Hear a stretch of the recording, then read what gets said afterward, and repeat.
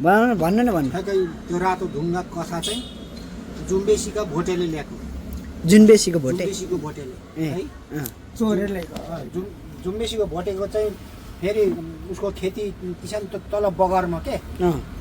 बगरमा अनि त्यो पर अब मुक्लीको उतापट्टि देखुतिर पुरै उसको जमिनमा चाहिँ अब धान उठाउनु आएको धान बोक्नु माथिबाट चाहिँ उसको भरियाहरू लिएर त्यति बेला पेदा भन्थे घोडासँग चाहिँ होइन 30-40 जना चाहिँ ढाक्रेहरू त्यो धान बोक्ने बेला ल्याएको अनि त्यो ठ्याक्कै हाम्रो अब कुन डाँडाबाट चाहिँ मैले अलिअलि सुन्दाखेरि चस्पु डाँडा भन्छन्। चस्पु डाँडा भनेको हाम्रो घरमुनि पनि भन्छन्, डन्डीको घर अगाडिलाई पनि भन्छन्। त्यो पिमासी थियो उहिले जुन अहिले मन्दिरको छ नि मन्दिर चाहिँ त्यहाँबाट चाहिँ संसार देखिने थियो उहिले। त्यहाँबाट त्यता त्यो ढुङ्गा चाहिँ झल बल्ने देखेको छ अरे त्यो भोटेले अब देखेपछि राति देखेको झल होइन। त्यसपछि उसले चाहिँ अब त्यो प्लान बनायो उसले चाहिँ प्लान बनाएपछि सलक्कै त्यो दिन गएन। पछिबाट उसले चाहिँ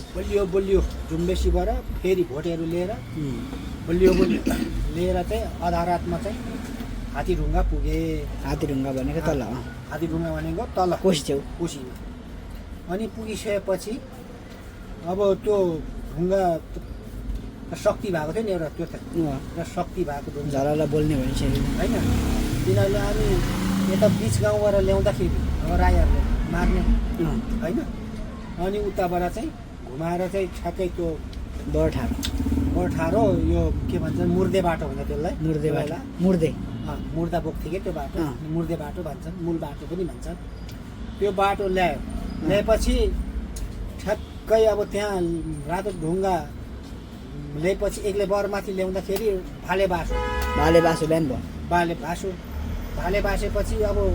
बिसाए होइन। अब उनीहरूले भाले बास पहिलो डाक भाले बासो अरे क्या रिमरिम हो अनि थाके नि त बिसाएपछि त्यो ढुङ्गा डेक चलेन तलबाट ल्याए उनीहरूले बोकेर ल्याए राम्रो साथ नोलमा ल्याएपछि त्यहाँ राखेपछि त्यो ढुङ्गा उभो जानु मानेर चलेन डेक चलेन हो सर्दै सकेन। त्यसै के गर्ने त्यहाँ पछि त्यो ढुङ्गा उनीहरूले छोडेर गए उनीहरूको आफ्नो घर भनेरसम्म चाहिँ मलाई त्यो थाहा छ किनभने सुनाएको है यो मेरै बाउले सुनाएको त्यसरी छोडेर गएको अरे पछिबाट कसले फोड्यो त्यो ढुङ्गा फुट्यो त्यो ढुङ्गा पछिबाट फोडे त्यो फुटाइदियो मानसिंह भन्ने मेजरको अन्तरे भाइ जन्तरेले फोड्यो त्यो ढुङ्गा जातो बनाउँछु भनेर होइन त्यो जातो बनेन थाहा पनि सुनेको कुरा नि त्यो जन्तरेबाट मैले सुनेको मात्रै म त्यो उहिले म जन्मिन पहिला गाउँ छोडेर गएको होइन। पछिबाट अनि त्यो तिम्रो सुदन सिंह गौरुङले चाहिँ फेरि पछिबाट त्यो मिलाएर फेरि त्यो तल लडेको ढुङ्गा त्यो लिएर माथि राखेको त्यो चाहिँ पछिबाट दुईवटा छ नि भनेपछि त्यो चाहिँ पहिले चाहिँ एउटा मात्रै तर ठुलो थिएछ होइन त तर अनि त्यो फुटिसकेपछि दुईटा भएर एउटा तल एउटा माथि राखेको दुईटा थियो नि त तलै थियो क्या पहिल्यै शेर्पाले राख्दै तलै थियो पछि माथि तर त्यो ढुङ्गा चाहिँ त्यही नै हो ढुङ्गा चाहिँ त्यही दुईटा नै होइन बाबा ए हो त्यो त भनेपछि त नाम निशानै रहेनछ त्यो ढुङ्गा त्यो गाह्रो लाग्छ त्यसको ढुङ्गा फोडेर सबै फोडेर चाहिने लोक नचाहिने त्यही गाह्रो छ ए भनेपछि त त्यो नयाँ के त्यो त डुप्लिकेट ढुङ्गा पो रहेछ पछि राखेको त त्यो ढुङ्गा त्यो तलतिर थियो अलिक मुनि है त्यो 20-25 जना कति काम लगाएर बाबुले घरबाट